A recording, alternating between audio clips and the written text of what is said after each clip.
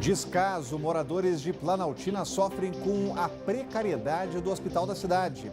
Agressão, decretada a prisão dos pais suspeitos de bater na filha de 6 meses. O estado de saúde da criança é grave. Está chegando a hora, vamos dar dicas para controlar a ansiedade na prova do Enem. E na segunda reportagem especial sobre a Chapada dos Veadeiros, vamos ver a recuperação da natureza depois do grande incêndio no ano passado. Olá, eu sou Rodrigo Orengo e começa agora o Band Cidade, primeira edição.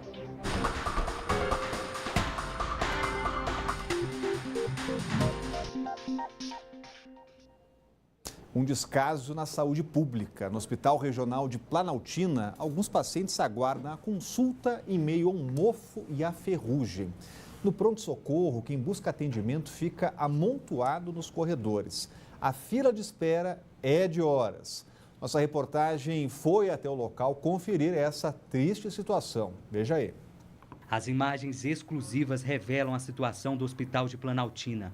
O mofo e a ferrugem dividem espaço com os pacientes. As paredes estão descascando, mofadas.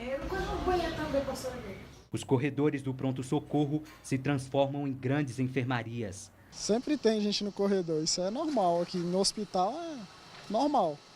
Se entrar dentro do hospital, ainda mais aqui, sempre tem gente no corredor. Às vezes não tem leito, não tem cama para a pessoa ficar. Então é bem complicado, caótica, né, a situação. Já na emergência do hospital, o que não falta é reclamação. Quem procura atendimento médico desabafa. A gente chega, passa 2 horas numa fila esperando, aí não é atendido ainda, tem vezes que vai para casa sem ser atendido ainda, né? Aí tem que esperar, fazer o quê? Se a gente precisa. A saúde pede socorro aqui. Quantas vezes eu já vim aqui e voltei sem ser atendido? Uma vez esteve aqui, eu vim com minha esposa com falta de ar, com muita dor. E eu cheguei aqui, cheguei 1h da tarde, fui sair 6h da noite e não fui atendido de jeito nenhum. Diante da situação dolorosa, os pacientes esperam que essa triste realidade da saúde pública do DF chegue ao fim. Está precisando muito urgentemente de socorro, mas socorro. A direção do Hospital Regional de Planaltina esclareceu que o atendimento nesta terça-feira foi normal. Disse que houve apenas um problema pontual no sistema das guias. Esclareceu ainda que solicitou a compra de enxoval e que já existe um processo de licitação para a recuperação com o edifício. Com relação ao aumento do número de profissionais, existe a previsão de um reforço de 4 médicos, mas não informou quando a contratação vai acontecer. A gente vai falar sobre esse assunto com Cláudio Humberto, já está com a gente por aqui. Muito boa tarde, Cláudio. Quando a saúde do DF vai sair da UTI, Cláudio? Aliás, a área de saúde e do governo do Distrito Federal, de uma maneira geral, poderia começar a parar de insultar a nossa inteligência, né? Você viu aí na reportagem.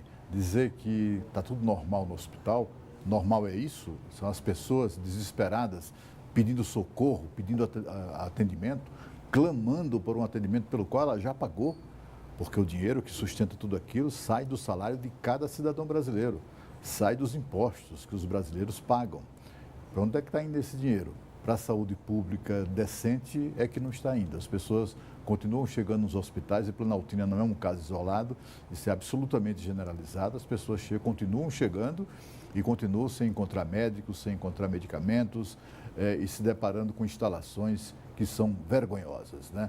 A essa altura do campeonato, faltando 2 meses para terminar um governo de 4 anos, dizer-se que ainda estão providenciando licitação para melhorar o prédio, providenciando compra emergencial, que não sei o quê.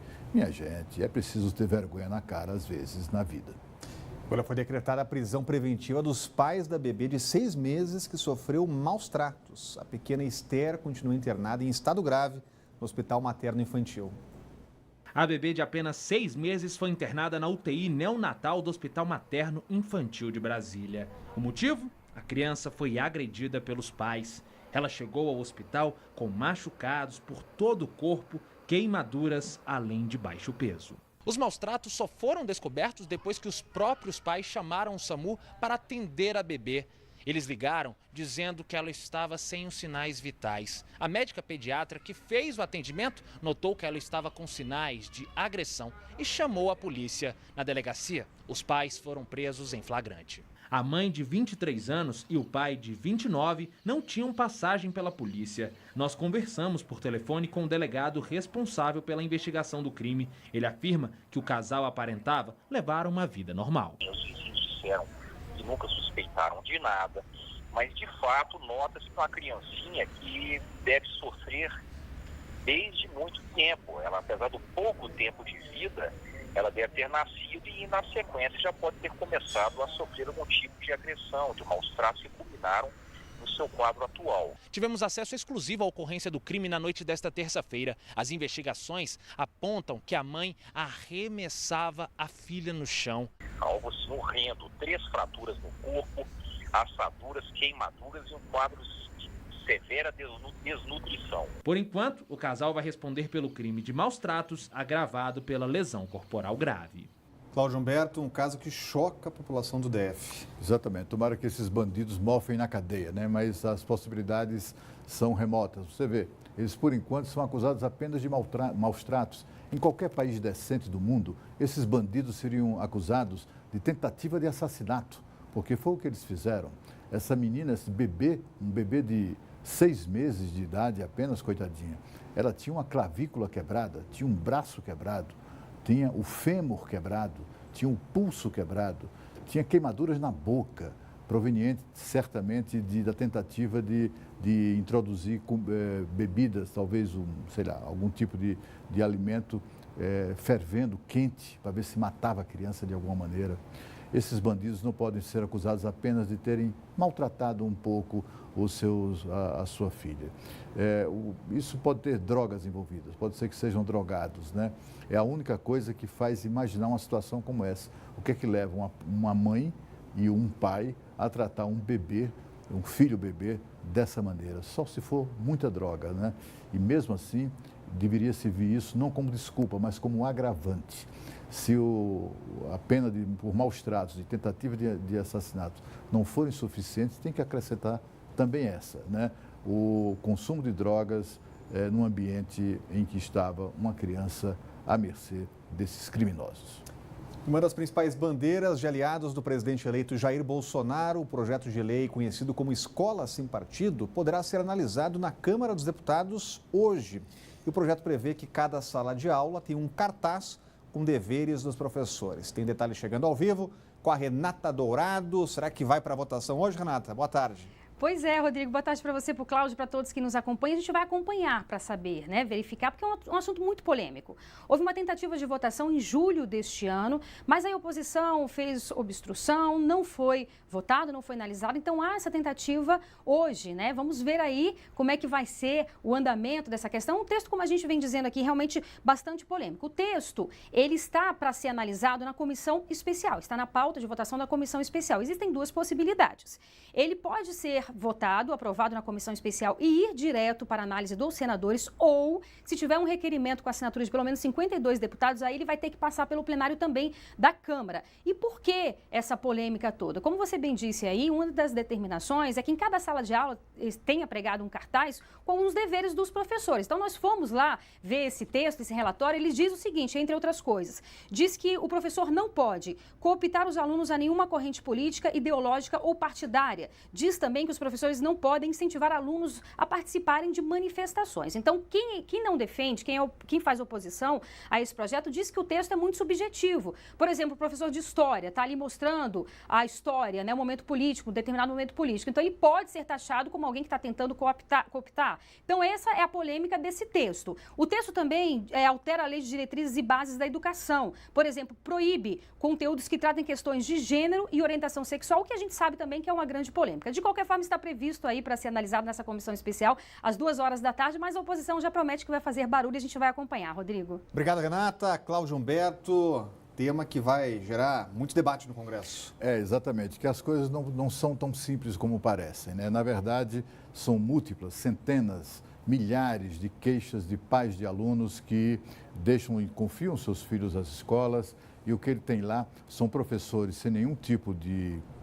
Alguns professores, né, que sem nenhum tipo de pudor, se aproveitam, esses professores, da audiência cativa, do auditório cativo de crianças e adolescentes, portanto, em idade para serem influenciados por aqueles que estão entre as pessoas que mais eles admiram, que são seus professores, para incutir na cabeça delas seus próprios conceitos sobre religião, sobre política, sobre ideologia, sobre partido político. É isso que está acontecendo no Brasil e é isso que os autores desse projeto pretendem, impedir que isso aconteça. Recentemente a gente viu no Supremo Tribunal Federal uma discussão sobre um pai que, absolutamente inconformado com o que via na escola, ele pediu a autorização da Justiça para promover a educação escolar da filha na casa dele, exatamente para protegê-la desse tipo de atitude. Na internet, no YouTube, há inúmeras denúncias de pais e mães desesperados que tiveram seus filhos capturados por gente sem escrúpulo, que fez delas absolutamente objeto de aliciamento para as teses mais absurdas, muitas delas, né? Então, assim, o que é preciso é que chegar a um meio termo. É preciso que o professor também assuma compromissos de não fazer esse tipo de coisa. O problema não é o professor da aula de história. A aula de história todos tivemos. Há livros de história que estão lá descritos os fatos. O problema é a interpretação que alguns professores, militantes políticos ou ativistas de causas que eles, que eles abraçaram, acabam distorcendo a própria história que está nos livros. A história que está registrada, portanto, por estudiosos baseados em documentos históricos. Então, o que há é muito abuso por parte de alguns setores de professores, militantes, ativistas, e acabou gerando também esse projeto que é uma manifestação na mesma proporção, tão radical quanto aquela situação que se vê na escola. O que se deve buscar, na verdade, é um meio termo. É manter as crianças e os adolescentes protegidos desse tipo de influência, mas, ao mesmo tempo, não promover nenhum tipo de precedente que resulte numa censura ou num monitoramento de professor na escola, coisas do gênero. E por falar em educação, mais de 106 mil pessoas vão fazer as provas do Enem no próximo domingo, aqui no DF. Além da ansiedade normal, ainda tem o horário de verão, que pode deixar os nervos à flor da pele. Pois é, a disputa é grande, mas a dica é manter a calma na reta final. E saiba como na reportagem da Camila Lopes. Na sala de aula, aquela revisada final para o Exame Nacional do Ensino Médio. Nas paredes da escola, questões relacionadas ao exame. Na semana da prova, toda a atenção está voltada para o Enem. Mas essa escola não tem só a preocupação de preparar os alunos para o conteúdo que pode cair na prova. Aqui, a parte emocional também recebe atenção especial. Vale tudo para relaxar os estudantes, até usar fantasias. Esta semana, principalmente, nós estamos fazendo muito atividades lúdicas, conversando com eles, batendo um papo sobre perspectiva, mas nós estamos conversando sobre o cuidado com as redes sociais. Eu até pedi para que sexta-feira eles já comecem a diminuir os contatos, porque aparece de tudo, né? Gente que acha que o tema da redação vai surgir nas redes sociais na última hora, e é um momento de tranquilidade. Para Isabela, tudo isso tem dado certo para diminuir o nervosismo nessa reta final. Porque eu sei o que eu estudei, eu sei que eu estou preparada. E ficar me estressando nessa última semana pode me atrapalhar. Mas a Xará está com dificuldade de controlar a ansiedade. Bate um certo nervosismo para fazer a prova. E principalmente com o horário de verão, ainda um medo de chegar atrasada. E para esses estudantes que não conseguem lidar muito bem com essa pressão do Enem, essa psicóloga dá dicas do que pode ser feito. Existem técnicas musculares e respiratórias, que também não deixa de ser muscular. Então, você tem a técnica do relaxamento progressivo de Jacobson, que é contração e imediata liberação de atividade muscular, como pressionar a mão, apertar, contar até 5 e soltar de uma vez. Atenção, termina hoje o prazo para que os novos alunos façam inscrição na rede pública de ensino daqui do DF. O serviço está disponível no site da Secretaria de Educação, que é o se.df.gov.br. A oportunidade de hoje vai ter que esperar, pelo remanejamento no início do ano que vem, quem não tiver a oportunidade. Segundo a Secretaria, até o momento foram feitos 32.238 registros. E estudantes que já estão matriculados regularmente não precisam fazer uma nova inscrição. Eles já têm a vaga garantida. E a seguir, a segunda reportagem especial sobre a Chapada dos Veadeiros. Você vai ver a incrível recuperação da natureza após o grande incêndio do ano passado. O Band Cidade volta daqui a pouco.